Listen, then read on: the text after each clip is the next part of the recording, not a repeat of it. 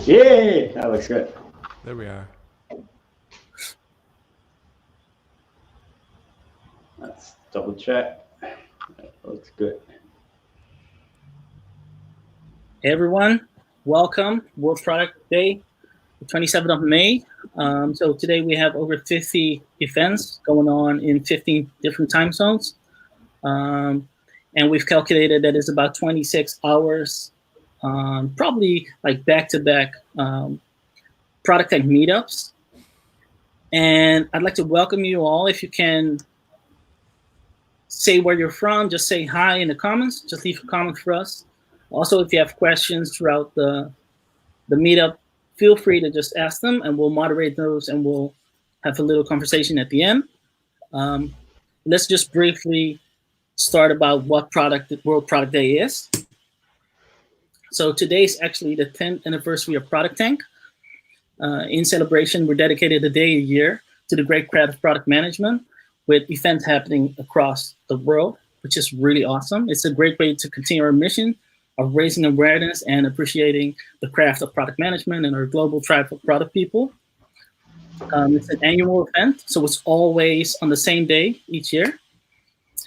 And it features over 90 plus ProductTank events all around the world, so from Australia to the USA. And some of them you've already missed. Some of them are still upcoming. So after ours, you can also join others. It's going to be awesome.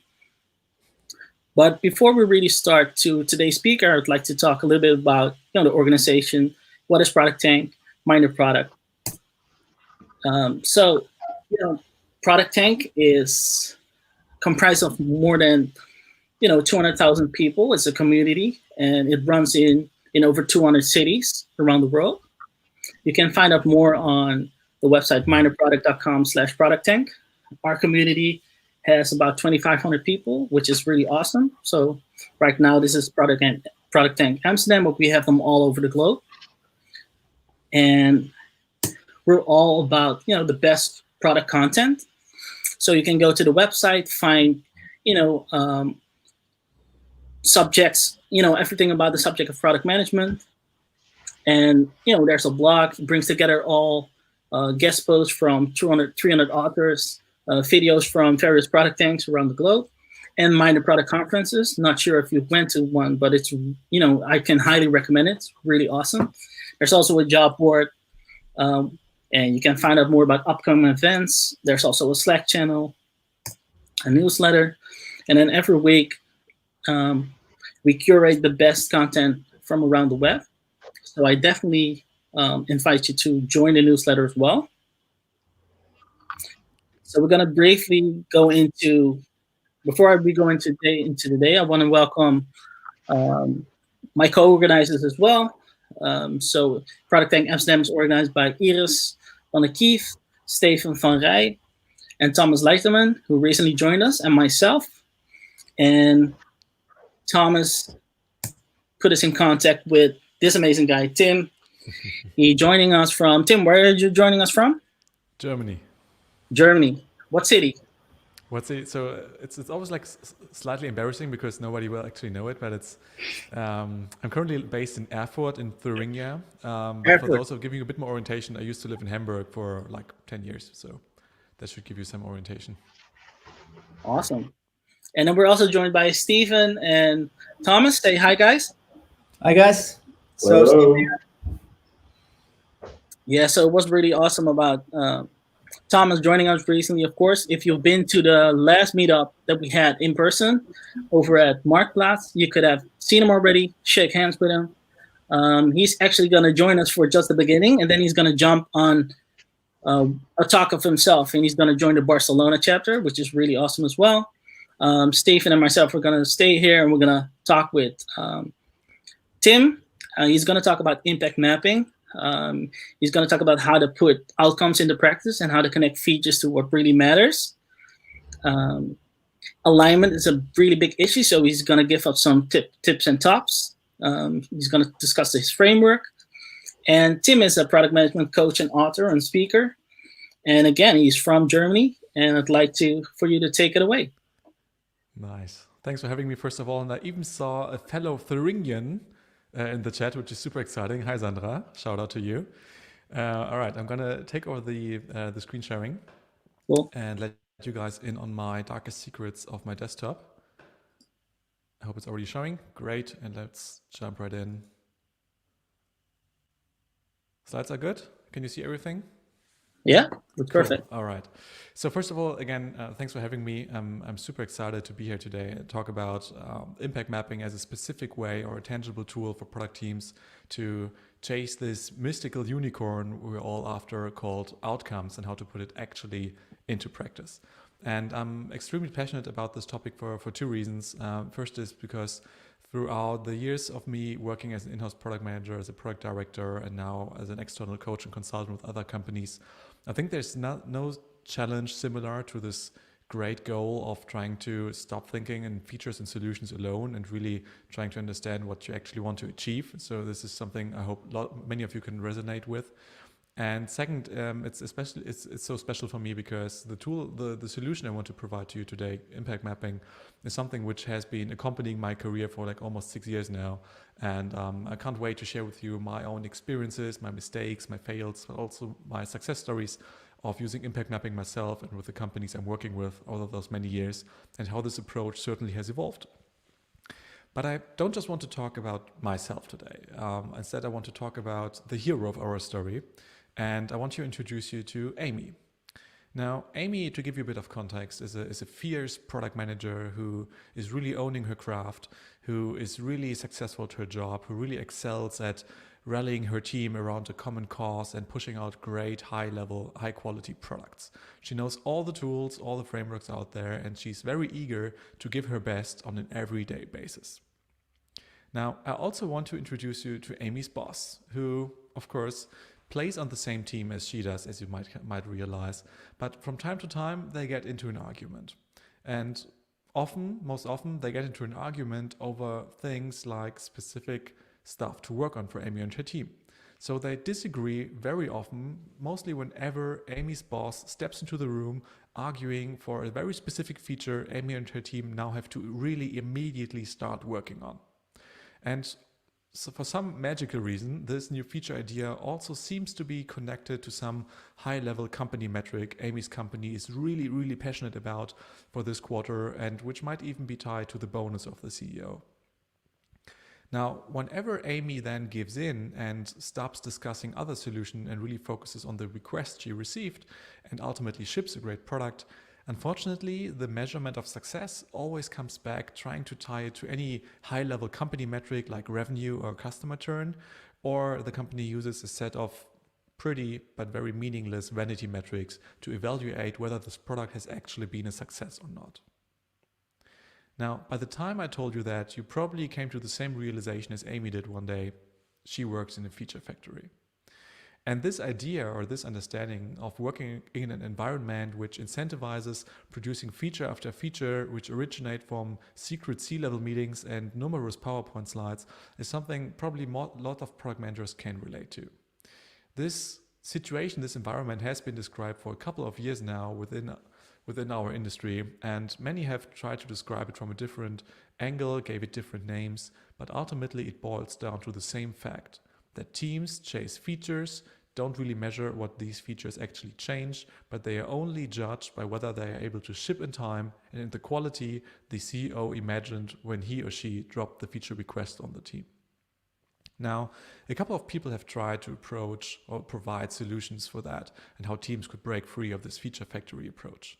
And for a couple of months or maybe even years now, there has been this mythical creature arriving on the horizon. Or you could also call him the shiny knight in a bright armor entering the room and yielding the shield of outcomes.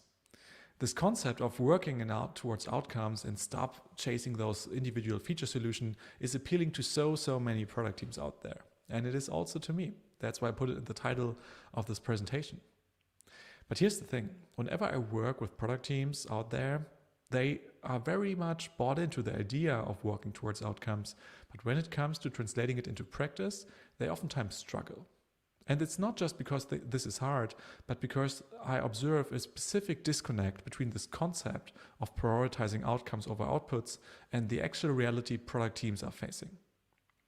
Because our day-to-day job and our calendars unfortunately don't look like this.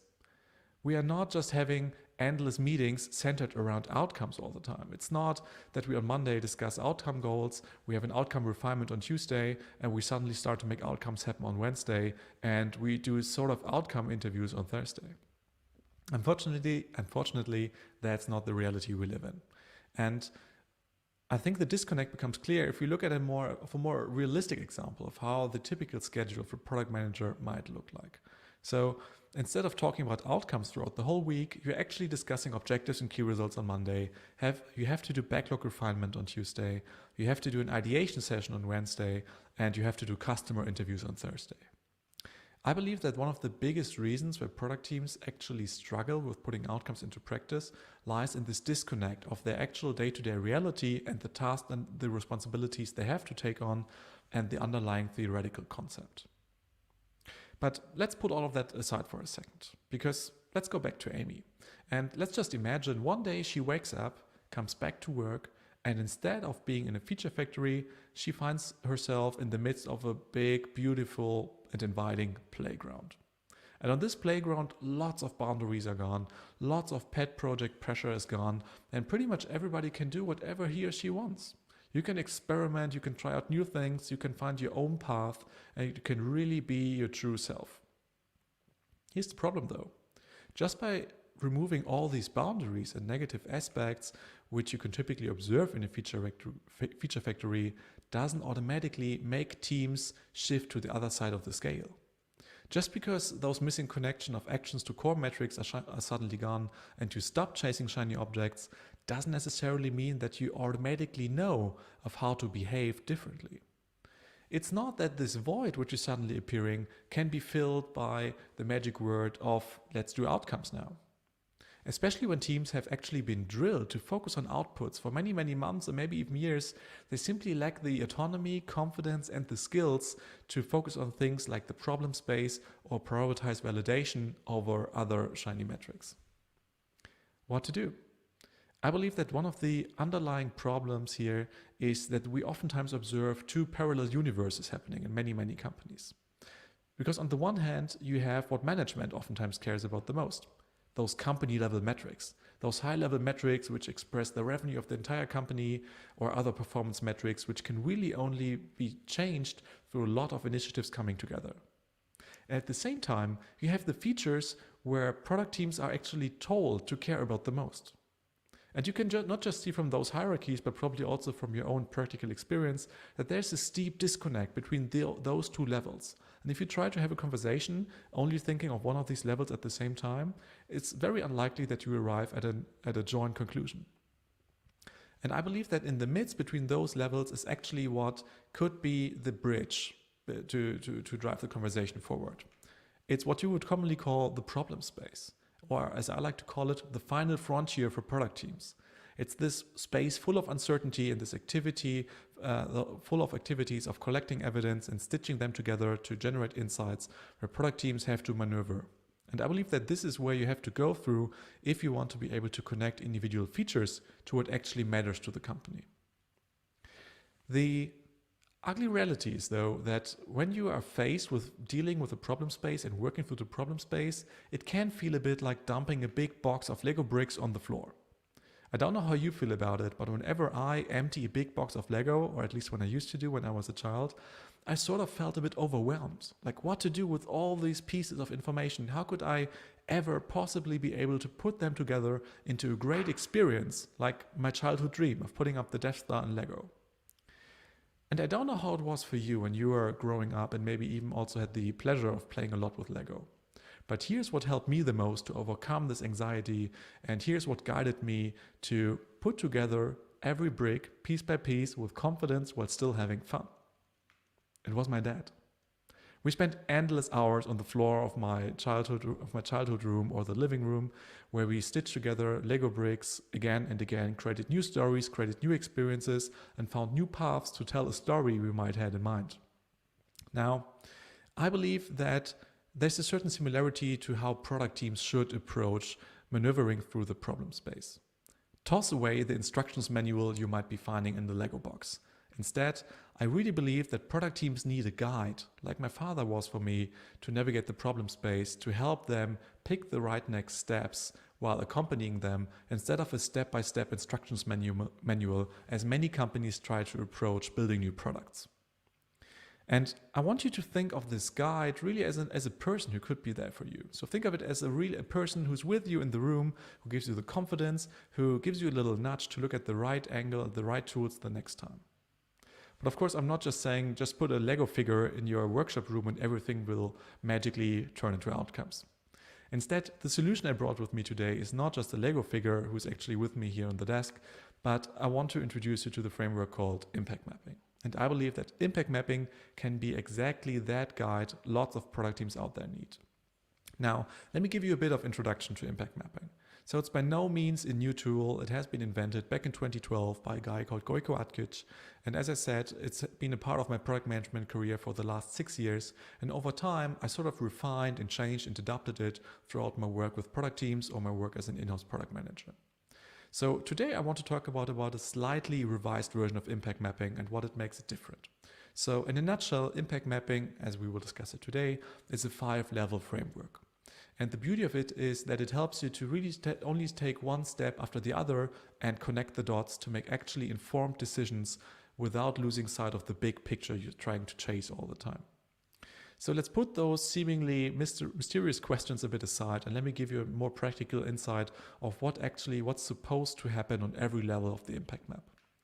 On the very first level of the impact map, you want to make sure that you're actually aware of the impact you're trying to create. After that, it's about identifying which actors can actually help you achieve this impact, achieve this goal, the reason why your team is currently on a product discovery mission or is chasing specific goals during a quarter. Then it's about describing the outcomes you want to create for these actors before you finally are allowed to enter the solution space, talk about specific outputs, products, features you want to do, and continuously running experiments to validate whether you should actually pursue a solution or not. Now, with all that jargon I just threw at you, I want to take a step back and open up the magic dictionary of shiny product management jargon. So in order to move forward, I want to create a shared understanding around 3 specific terms I just used, which are very present on the impact map. And I'm not saying this is the gold standard and the ultimate definition for how these terms should be used, but it's the definition we're going to use moving forward and which I feel like makes the most sense in this context. So when I talk about an impact, I talk about a high-level expression of where a company wants to be expressed through a result or metric. And this is probably something which is typically answered by a CEO or the CFO or the CTO. Depending on whom you ask, you get another insight here. What kind of metric matters most and expresses the health of the company? Oftentimes, it might be revenue, it might be churn, it might be customer satisfaction, anything in that regard which really happens on the company level. Now, the other term I want to clarify is outcome. It's obviously it's at the core of this talk, so I think it makes sense to spend a minute on defining it. So the way I want to describe outcomes here, which is based on a definition I borrowed from George Seiden, which really describes outcomes as a measurable change in behavior that contributes to an impact. Meaning, you want to create a change in behavior which supports the business goals and which helps the business thrive. And ultimately, those things oftentimes a lot of product teams are actually busy with is output. And when I talk about output, I talk about an artifact or a result that has been delivered through a set of activities. It might be the MVP you release after several Scrum sprints, it might be the new feature you roll out for an A/B test, or any kind of other result of your development work. Now, it might be worth asking, Tim, why do we have to blow this up so much? Why should we map things? Why should we even discuss all these terms? Now, my core belief is that I feel there's a need to have this clarifying discussion amongst product teams, amongst companies, and throughout companies, because I see such a disconnect between the actual, oftentimes existing intrinsic motivation product teams have and what they are told to do. I believe that product teams in themselves oftentimes are driven by the core goal that they want to build solutions that have been validated to change the behavior of users to contribute to business goals. I believe that this is the essence where so many product teams are actually driven by, yet they lack the skills, environment, and autonomy to put this into action. Now, Speaking of action, let's actually go back to Amy and see how her journey is evolving and how impact mapping might be able to help her. Now, when I talk about Amy, I also talk about the company she's working in. And to give you a bit of context, the company Amy is working in is called Analytico. And it's a self-service SaaS business. It's a fictional example. It's a company with 300 plus employees. And this company is currently looking into how they can expand their analytics solutions into the agency market. Right? So that's their strategic play. And those strategic priorities are thankfully already expressed in the concept called a theme-based roadmap, where priorities are not just described in Gantt charts with release dates, but on a higher level. And so for Amy's company, for Analytico, it's clear what they're currently working on. They're tackling the theme of usability and growth. But in order to tackle this next theme called agencies, they really don't know which exact solutions they might be pursuing to make a move here. And that's exactly the mission Amy and her team are now tasked with, trying to explore the problem space around agencies. Now, Amy assembles her team, and with the help of her friendly guide and the new friend and the new team member, they embark on this new mission. Right? So they're obviously stronger together, they're a cross-functional team, and they're ready to go after the agency market. Now, let's pull out the impact mapping template again, and let's go for it level by level and take a look at how it can help Amy and her team structure their efforts and make the right decisions. So when we talk about the impact level of an impact map, it might be worth asking where this impact is actually coming from. Like, where do teams get the insight of why they are doing the mission they're about to do? And oftentimes you should be able to get this information from the company strategy if it's clearly expressed. You can pull it from the company level OKRs if you use something like that. But this goal should ultimately be manifested in something like a mission briefing or another alignment document. Now, finding your why can be difficult, but ultimately it's about asking the question, what's describing the health of the company the best for the next 3 to 6 months, maybe specifically for this department? If you're the growth team, it might be the number of registered users. If you're the customer care team, it might be the number of customer support requests. It's not so much that you have to boil it down to a single number, though. You should just be sure to make it specific enough so teams have an idea of the ambition level. A couple of examples could be that you want to increase the number of weekly active users by 15% until the end of the year, or you simply want to close 10 enterprise contracts within the next 12 months. All of these express a strategic priority, which should be the initial trigger and kicker, for example, a discovery mission. Now, how do Amy and her team find out about their why? Now, their guide, their impact mapping companion, sort of challenges them to think about why are we doing this? Why do we embark on this problem space? And of course, it's something where the team might have some ideas of how to approach it, but it makes sense for a joint workshop to summon the bosses and other stakeholders. So they suddenly appear in the room and they give the team more context about the actual company level intent of the priority behind going after the agency market.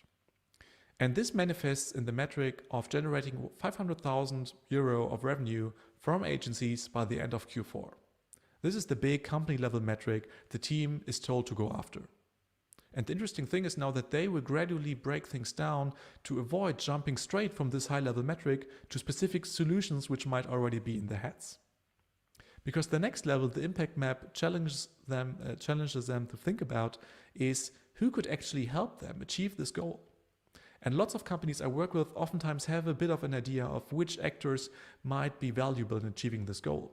Those could be internal actors like the customer support department or the sales department, or external actors like new users, returning users, 25 to 34-year-olds, premium users, churned users. The segmentation really depends on how your business is set up. But what oftentimes is the same case for many product teams I work with, partially it's clear who the actors are, but only through thorough research they uncover new actors which they should probably take into consideration as well. Now, in order to understand who matters, it's important to really focus on those people who can only significantly influence the business impact you have prioritized. And these users can be decision makers or other support departments. And what I encourage teams to do when they do the research is to look beyond the obvious actors. Yes, it might be clear that you want to build a product for the account manager or for a product manager. But what about the sidekicks of these people? What about the other support departments at the customer's company for whom you might also have to solve a problem in order to achieve your goal? So a couple of examples might be here. You want to look at existing users, premium members, maybe fitness studio owners or IT administrators if that's your target group. I always recommend teams to differentiate between internal actors and external actors to make a clearer trade-off decision for whom you actually want to go after. Because that's what this level is about, making a clear decision about whom you're trying to solve a problem for and who you believe together as a team with your bosses can help you the most achieve this goal. So how do Amy and her team approach that? Now, they start to facilitate some interview situations, and during this process, Amy and one of her team members on the left use interview techniques with their target audience where they ask them, well, tell me about the last time you did this specific activity which is relevant in the agency analytics context. And the target group gets into talking and they tell some stories and give them a really good insight into how they have been solving this problem so far. And then, maybe even as a side note, they mention that in order to achieve this specific goal, they always have to involve the IT administrators. Seems like a subtle side note, but it might be worth revisiting. Now, during the debrief and the summary meeting of all those user research efforts, their friendly guide then reminds them, look, beyond the analytics managers and the account managers and the UX designers, who are some of the more obvious actors, who else did they mention? Who else did your users actually mention? And then Amy and her team member recall, well, actually they're mentioning this IT administrator group pretty often. So maybe we should just put them on the impact map as well as another actor who could help us here. But make no mistake, just because you're outlining or laying out all the actors at the same time doesn't mean you have to chase all the actors at the same time. It's more important to lay out what you have learned so you can make an educated decision about which user group to serve. Now, in Amy's case, it's about looking at analytics managers, account managers, UX designers, or IT administrators. And these could be differentiated in those primary actors, these might be more secondary actors, and these are seemingly off-stage actors, which you still might want to care about in case they're standing in the way of achieving your goal. Let's move on to the next level, which is, based on my experience of whenever I run impact mapping workshops and trainings with companies, oftentimes the hardest level to go through and to push through. Because it would be so easy to jump straight into solutions even after identifying our target group. But this level, the third level, the outcome level, is the one where it's key to stay patient and make an educated decision about what you're actually trying to solve here. Because those outcomes, those problems worth solving, those behaviors worth changing, can only be uncovered through continuous research and by combining qualitative and quantitative data. Now, let me give you a bit of an example, a bit of a nudge of how you can look at that. The question you want to ask yourself is, how do you have to change the behavior of these actors to increase your chances of reaching the goal? But don't list everything this actor might want to achieve. Focus on the most important ones you heard in the interview or the survey. And most importantly, and I can't stress that enough, outcomes are not product features. We're talking about changes in behavior here. So really avoid listing features at this point and ideas at this point. Focus on changes in behavior. And be clear about how this behavior has to change. So, for example, you want to say, not just say invite friends, but you want to enable people to invite more friends. You want to change the ticket purchasing process in a way which no longer requires calling the call center. Or you want to make sure that people are able to respond to customer requests from within Slack.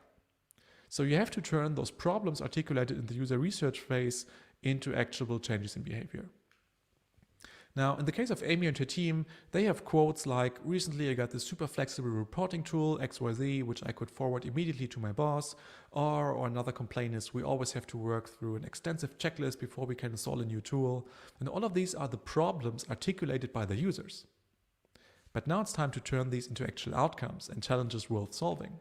So in Amy's case, this might result in, hey, for the account managers, we need to change their behavior in a way that they have faster results reporting to their clients.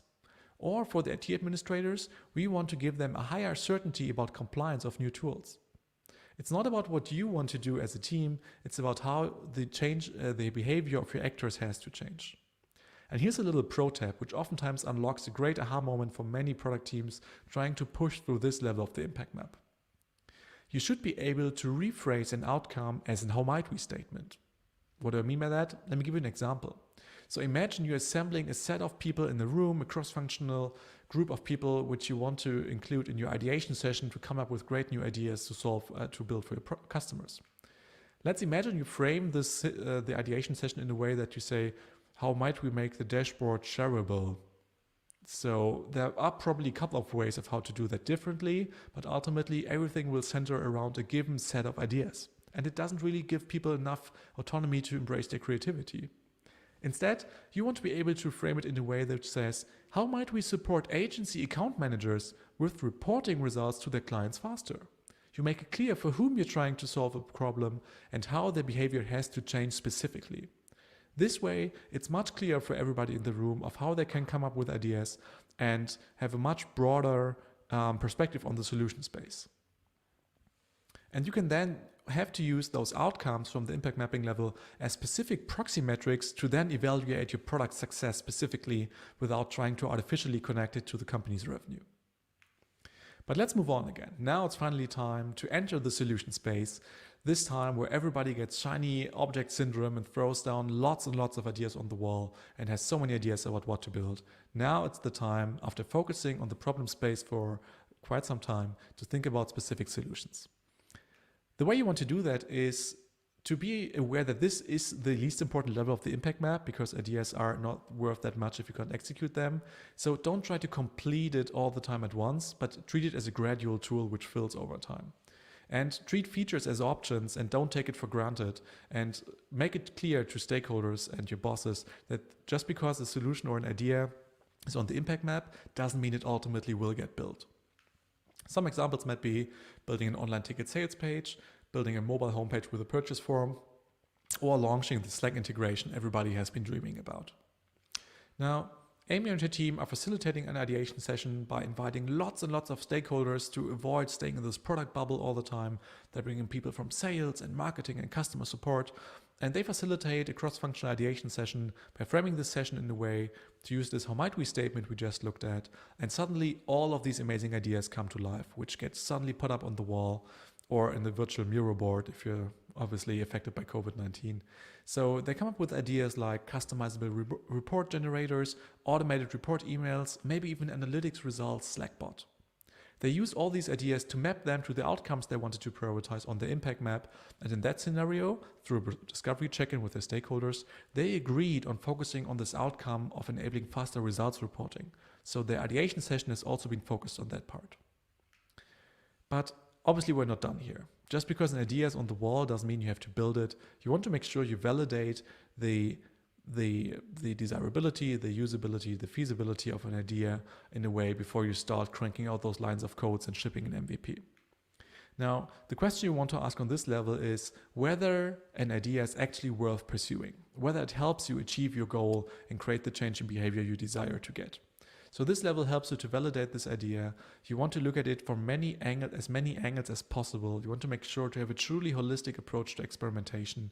Some examples can be, of course, to run prototype usability interviews, to do fake door testing of a premium upgrade, launch a Wizard of Oz MVP, or simply use the Kano model survey as a qualitative way to test out the feedback to a new feature idea. All of these are very effective ways of how you can run those experiments. In Amy's case and her team, their guide asks them and challenges them, when do we know whether this idea makes sense to pursue? And they start to think of many, many different ideas and how to launch experiments which look at qualitative and quantitative ways to validate whether this idea is worth pursuing. Ultimately, they end up with a set of experiments focused on the usability part and using a quantitative Wizard of Oz MVP to see how well perceived their fancy idea of having automated report emails actually might be. Now, after rushing through this very, very shortened and of course very abbreviated journey of using the impact mapping for your own product discovery, in the case of Amy, I want to share a couple of afterthoughts which probably help you to put everything I shared with you into context. So first of all, it's important to state that there doesn't just have to be one impact map in your team, in your company. There can be multiple impact maps in place, which you can use to structure your process and your the collection of insights across many, many different product discovery missions or priorities, depending on the impact metric you're prioritizing the highest for the quarter or for the year. Second, it's a great tool from my experience to facilitate stakeholder check-ins. So whenever you felt you're stuck with PowerPoint heavy check-ins, or you're trying to explain this complicated observation room after user interview, I found that like using impact mapping is a great visual way to connect the dots and to facilitate decision making from stakeholders or with bosses. Third, you definitely should not treat it as an isolated tool within your company. I've seen great success of connecting it to tools like objectives and key results. So the key results can play a big role of serving as input for your impact map and thereby make it easier to make decisions and prioritizations. So definitely make sure to connect it to other frameworks in your company. And most importantly, an impact map is not meant to be a promise. It's meant to be a work in progress documentation of what a team is learning and how they are finding their way. So what are some of the key takeaways I want to leave you with before we jump into Q&A based on my experience of you working with impact mapping? So first of all, whenever you work on an output and by mapping it, trying to map it on an impact map, and you find out there is no outcome there, chances are high that your efforts around getting this output out of the door are really misdirected, and you will never see any kind of success which really should helps the company thrive. Second, while it can be tempting to stay in the weeds of experimentation and ideation sessions, you don't want to lose sight of the big picture. Remember what we talked about earlier on, that there's this discrepancy between company level metrics and feature work. And I believe that impact mapping gives you a great chance to stay focused on the big picture and use that to sort of like find a shared language with your stakeholders and your bosses. And third, this journey of working for the problem space, this final frontier, as I called it earlier on, this is a collaborative effort. And this is something where it won't be a straight line or a straight path forward. You probably have to take lots and lots of different ways you were not aware even existed. So try to make sure to trust the process, rely on the iterative approach, and trust your team members and your guide to help you get through that. That being said, thanks so much for listening to that.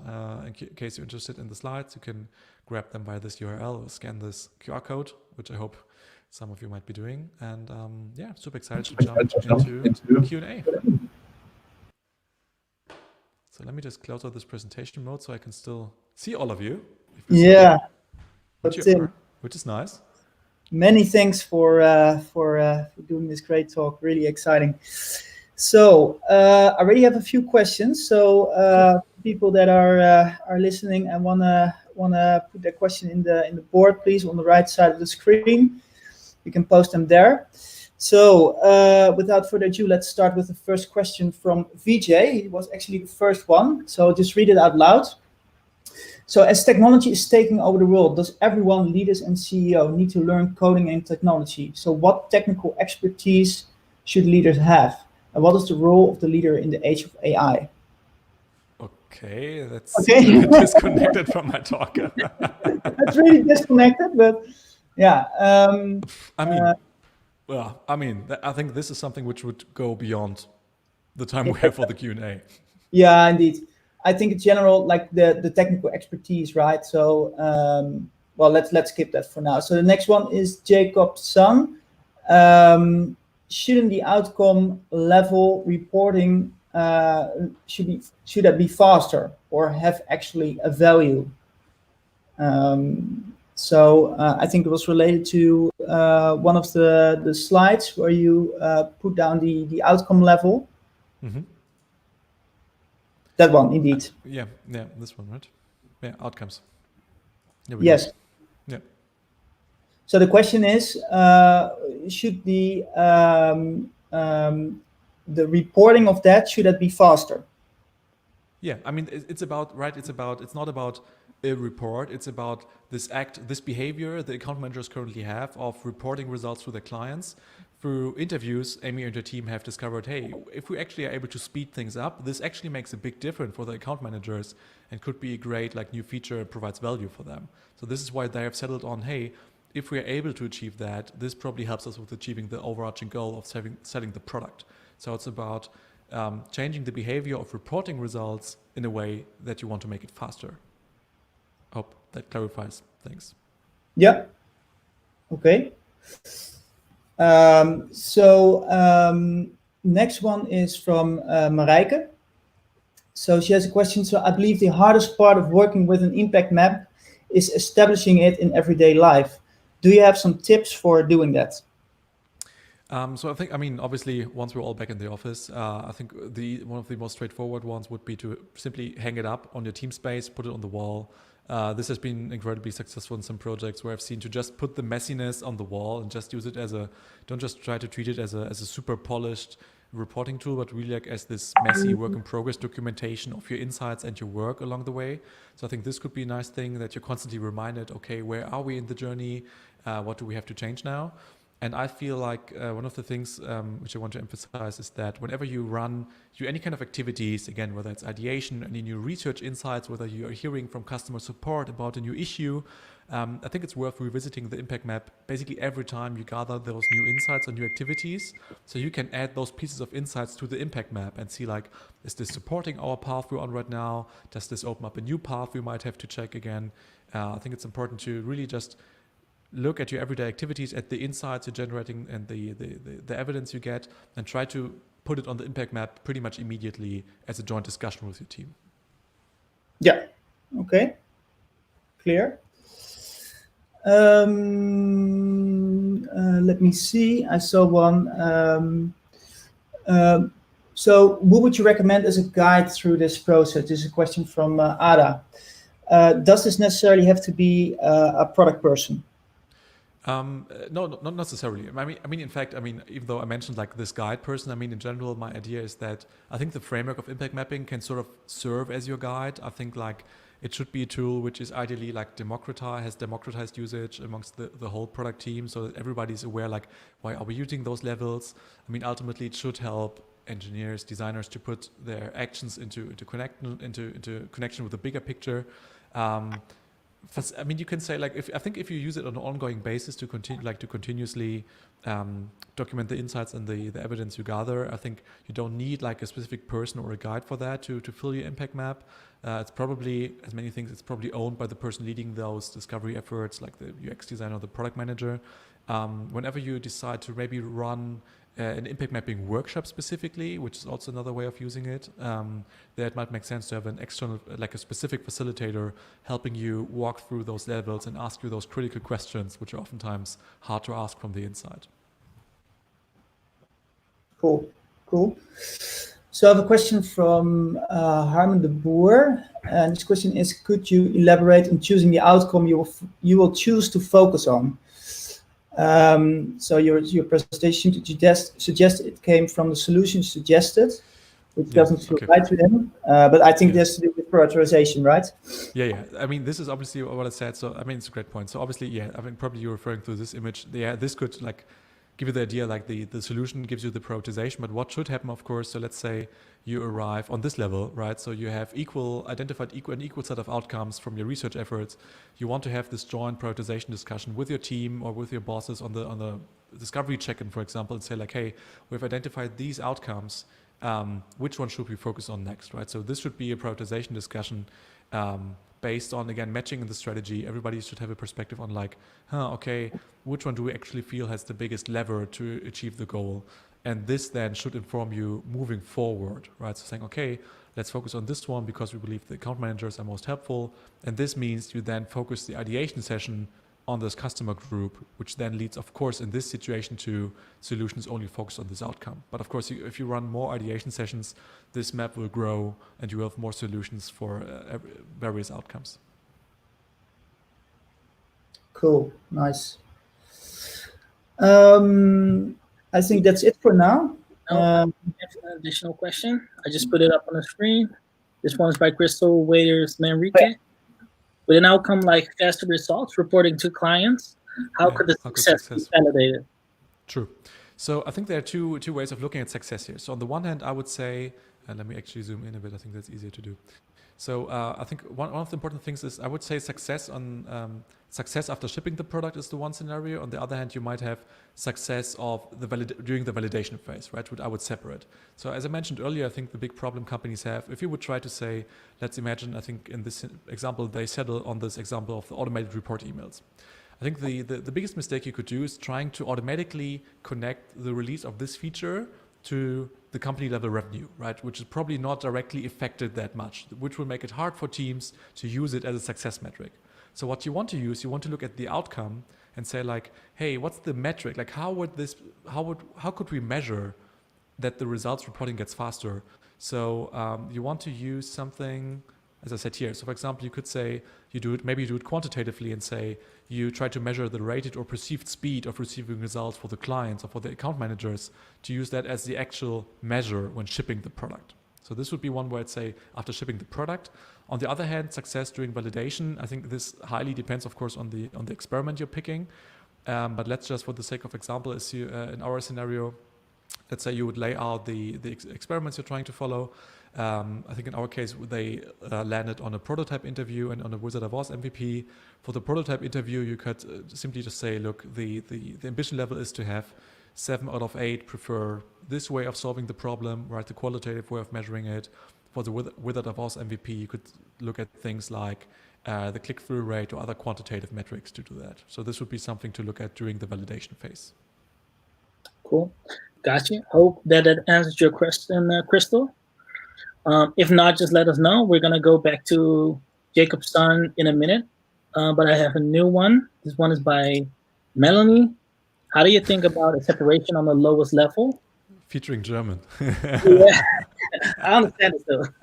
Dutch and German quite look alike. Yeah. So yeah, basically. Yeah. So should I translate it in English or should I read it in German? Well, let's translate it to English. So, I mean, what she's referring to is like, is there like, could it be that you create silos between the actors, right? Which you probably can tell from the German. Like, I think like, I mean, obviously the danger of creating silos, it's everywhere, right? It's not something you can automatically solve with an impact map. I don't think that there's such a big danger though, because I think if a team, like if you use multiple impact maps, you are present of that, you're aware of them. And I think like throughout a quarter, for example, oftentimes teams can really only have one big priority, right? So I would say throughout a quarter, you're probably chasing, in our example, this agency revenue. Maybe 2 quarters down the road, you're chasing the customer satisfaction of the agency segment. I don't think there is such a big problem here, but of course you need like additional alignment measures throughout the quarter. Like when teams actually, for example, I mean, this is mainly a discovery tool, as I would say. And then you could say, look, after a quarter of discovery, you land on a set of outputs you want to focus on, and then you have probably some kind of alignment meeting within your company where you share which things you're really going to execute on. I think this should help you avoid this overlap. But I feel like looking at how you want to change the behavior of the same actor towards different goals, actually, I think what makes impact mapping great, to say like, hey, let's look at the behavior of account managers on the light of creating more revenue, or look at the change in behavior for account managers in the light of reducing churn or increasing user satisfaction. Cool.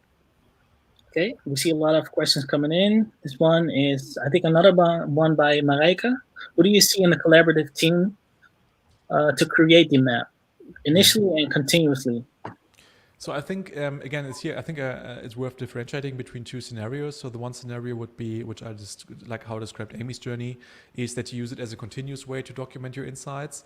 In there, I think I don't know if the actual creation of the map is the collaborative part, but I think running an alignment meeting, running an ideation session, doing user research, those are the collaborative efforts, right? And the map then only represents like the gist of those collaborative efforts.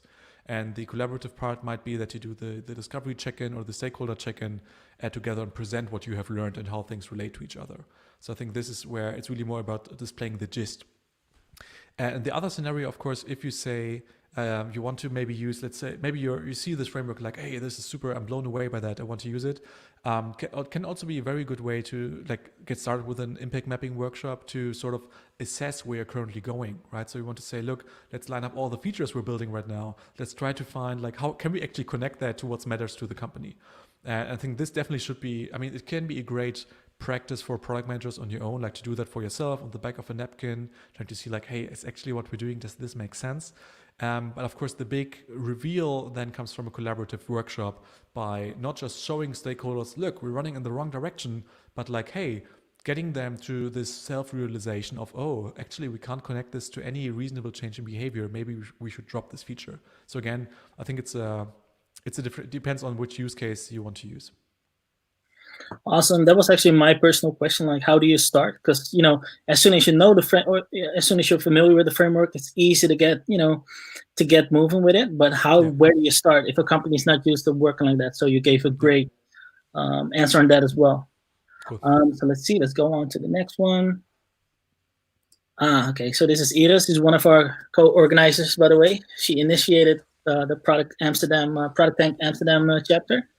So can you say something about how this relates to Teresa Torres's opportunity solution tree? Sure. That's something I recently discussed on my newsletter because it's something like many people ask. So I won't explain the opportunity solution tree in detail for those of you who don't know. It's a framework created by Teresa Torres, also a great discovery facilitation tool.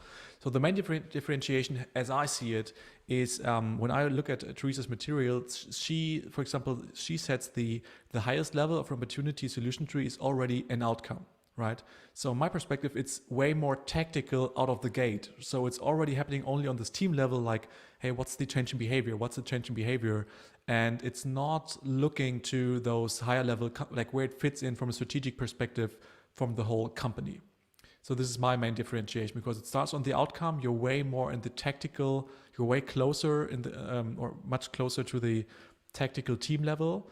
And for me, I think the biggest benefit of the impact map is to be able to connect what you're doing down there on the solution space then ultimately through various proxies to those company level impact metrics. And this is for me the biggest differentiation, that the impact map aims a bit higher in terms of where connect those activities to.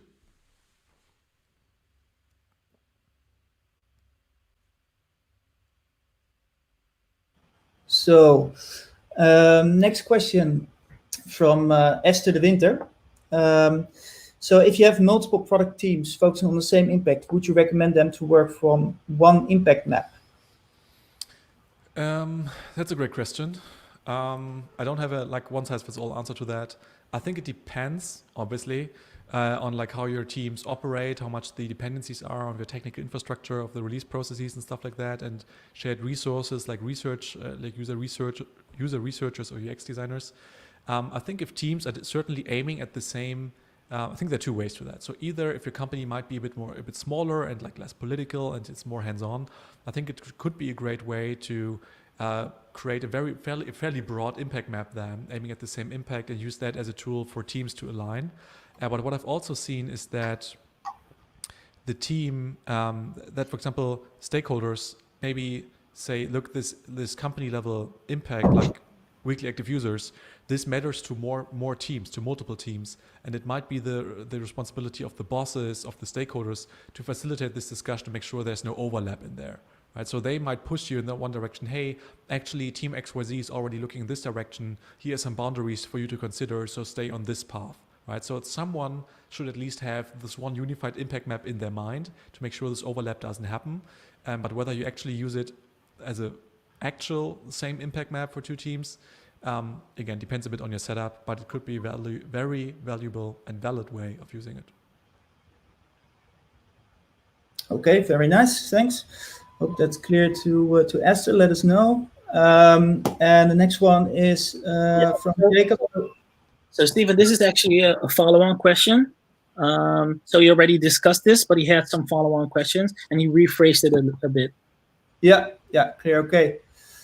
So it was the question about the experiments, right? So what I miss is still the creativity to choose, for example, the experiments to pursue. So let's say you have 15 things to do. How should you choose, basically? Yeah.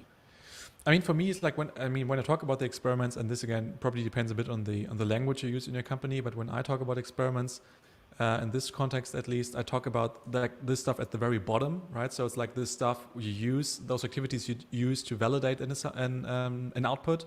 I'm not sure if Jacob is meaning in the same way or if you're more on the output level, but in general, to me, I think impact mapping enables this joint decision making. It doesn't have built-in prioritization features. You still have to have those hard discussions around, hey, how does this relate to the objectives and key results in our company, which is a great prioritization tool to hopefully help you make those decisions. You can use simple things like ICE scoring to discuss, hey, which output are we gonna focus on as the next thing. I think there are lots and lots of very nitty gritty prioritization things. If you really want to have to choose between output 1, output 2, I think impact map, the power of impact map is more like to say like, what's the path we're going to follow? And then you have to do those breakout activities anyways, right? So just as impact mapping doesn't do the research for you, you have to do interviews and surveys. Just as impact mapping doesn't create the solutions for you, you still have to do ideation session. There, you have to do those breakout activities to get those clarity for every level. Yeah, awesome. I think this is the answer Jacobson was looking for. So thank you for elaborating, Tim. Sure. I think that kind of rounds up the whole meetup around about impact mapping. I think it's a great introduction. It's a little bit more high level, but I hope that a lot of people that don't use this kind of framework or this particular framework still get a lot of value from it. So yeah, one of the questions was like, can we get the slides? So you can see, you can go to herbig.co/PT Amsterdam to get the slides. Let me quickly remove this question so you can also scan it. Awesome. And just make sure to follow Tim. Tim, we want to thank you so much for joining us on World Product Day. I think it's really awesome because it's our first live streaming event. Stephen, not sure if you want to add something. No, not for now. Thanks for watching. Thank you for watching. Thank you, Stephen. Thank you, Thomas. Thank you, Iris, for co-organizing. And of course, Tim, for joining us as our speaker on this really special day for product people. Sure. It was a pleasure. Awesome. All right, folks. Stay safe. Take care. Speak soon. Thanks, guys. Cheers.